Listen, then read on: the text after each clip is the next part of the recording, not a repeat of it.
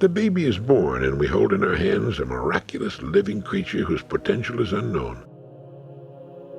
What will enter that astonishing brain? And from those ingredients, what kind of life will this child fashion?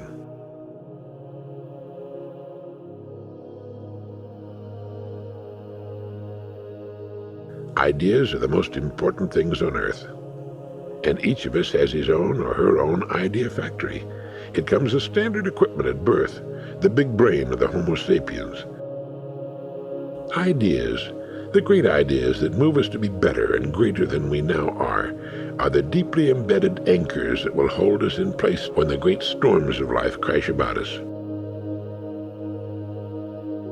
We're by no means immune to mistakes, but we understand that they're a natural part of growth and reaching into the unknown.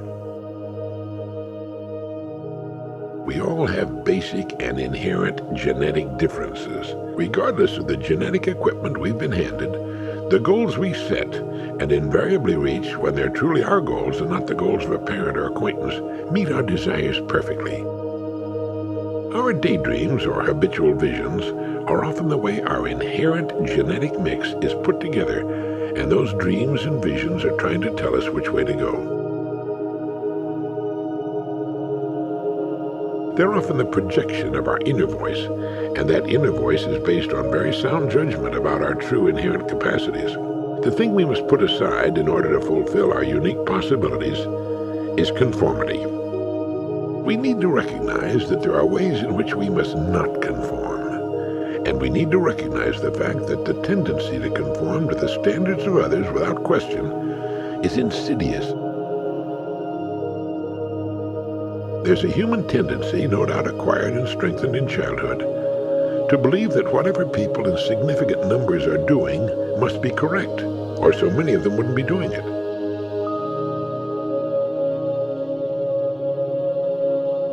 The great majority of people seldom enjoy the best of anything. The best is never the most popular. Now, I mention these things to establish the importance of questioning the things we do. Do we do them because they're what everybody else is doing, or because we've come to the conclusion that they're best for us and our personal journey into meaning?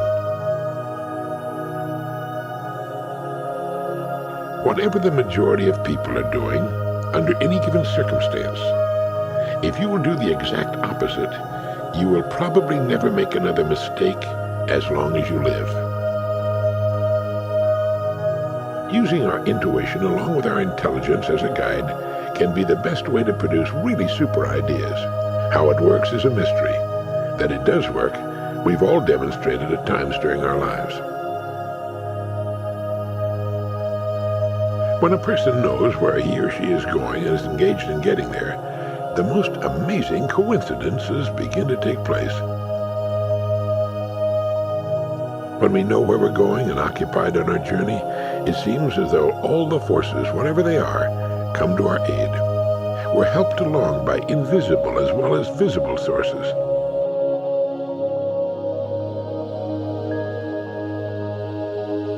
This is not to say that we encounter nothing but smooth sailing. On the contrary, there's that door, of course, which is like a members-only sign outside an exclusive club. It seems to exist to prevent all but the 100%ers from gaining entrance to the winner's circle. Perseverance. Dogged, unflagging, repeatedly rejected perseverance is the answer, of course. And when we've set our heart and mind on something that is so important to us, we can generate that kind of persistence. The first step of the successful goal person is commitment. The person who's 100% committed to the achievement of a goal is quite willing to take whatever intermediate steps are necessary. The bridges are burned. There's no escape route on which to come tiptoeing back when things get rough. Commitment, 100%. When that happens, the goal is as good as accomplished, and you'll have fun and great experiences on the road to its achievement. In fact, the goal itself may come as an anticlimax, demanding the immediate setting of a new goal. As we work to bring a difficult long-range goal into reality, we gradually grow into the kind of people to whom such a goal is a natural thing. That's because before we can do something, we must be something. We actually become what we think about. And the key to it all is that it is each one of us who must do the thinking, and each of us has his own governor.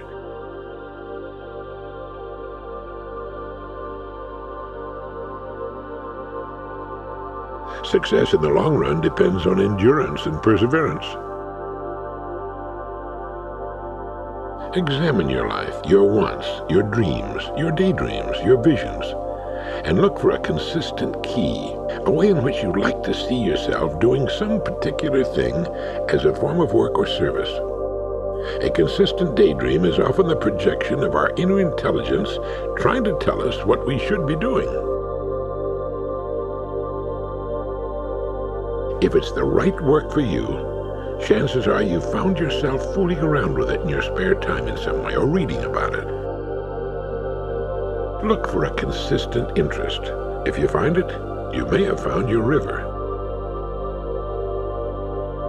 There are those of us who seem to be able to do with equal facility and with equal interest and enjoyment many things.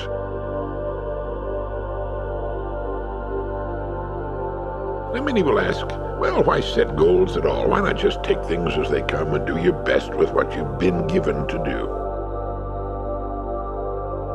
A goal gives a picture to the human subconscious.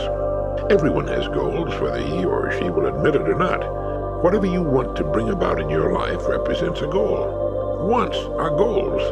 Goals give us the drive and energy we need to remain on the track long enough for their accomplishment. Like the captain of the ship about to leave port, we should be able to tell anyone our next port of call, and perhaps the one after that. If you've done much traveling at sea, you were perhaps surprised in the beginning by how slowly most large ships seem to move through the water. A ship pulling away from the dock and heading for a distant port at 20 knots may seem painfully slow indeed. But the ship moves steadily, 24 hours a day, always on course.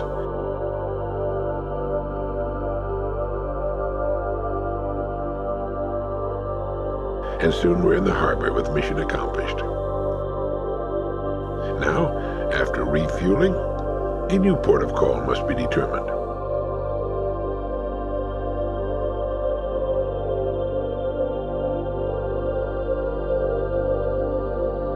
People with goals on which they've set their hearts and minds are always moving toward those goals. Even while we sleep, our deep minds are apparently working on the project. It's interesting and often quite astonishing how people with goals tend to live longer than people without them. It's as though they can extend their lives simply because they have something to do. It must be the interest that lends vitality and energy to their lives. The journey is better than the end, because the journey is life and experience. It puts us in the way of new interests and the most astonishing synchronicity.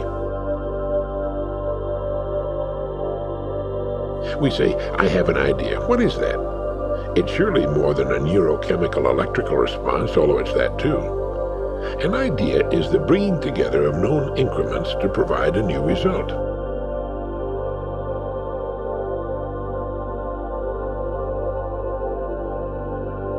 All information of a positive kind has value when we're formulating ideas.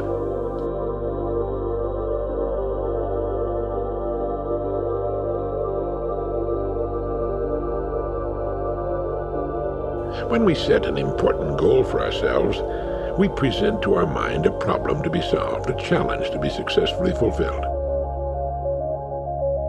Instantly, the mind goes to work to find the information we need to turn that idea into reality.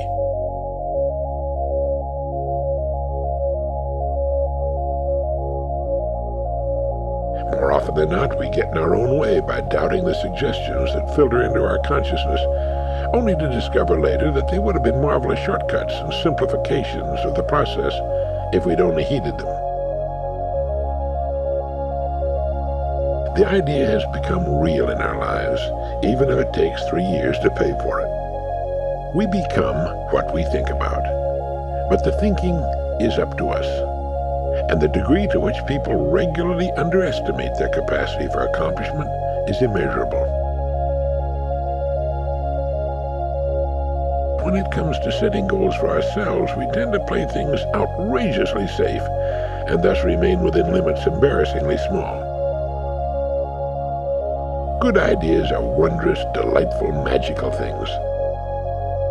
The fact is, there's no such thing as security as long as we're alive. If we're looking for security during our lifetimes, we're looking for something that simply cannot be guaranteed. Insecurity is our natural state. It's not the chimera, the fire-breathing, multi-legged and clawed monstrosity we think it is. A good idea is an idea that results in a change that is beneficial, and good ideas come in all shapes and sizes. A good idea means change. Don't ever say, "I'd like to get to the point where I can start taking things easy." After you die, you can take it easy. We're the only creatures with the power to create our own worlds within the world in which we find ourselves. An awesome power indeed. That's why ideas are the greatest things on earth, for it's ideas that shape our lives.